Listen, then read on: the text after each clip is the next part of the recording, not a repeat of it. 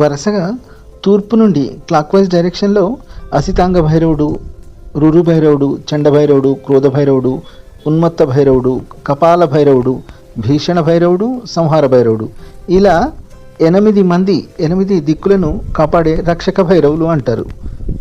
ఈ 8 మంది రక్షక భైరవులు కాలానికి స్వరూపమైన కాలభైరవుడి ఆధీనంలో ఉంటారు. కాలభైరవుడు శివుడి యొక్క అంశం అన్నమాట.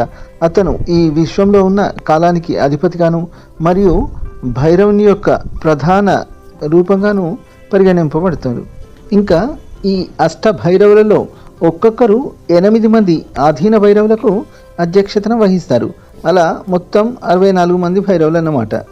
అంటే మనకు ఈ గర్భాలయ గోపుర దర్శనం మాత్రం చేతనే జన్మ, మృత్యు, జర, వ్యాధి భయాన్ని తొలగించే ఆ కాలభైరవుడి దర్శనం లభించిందన్నమాట.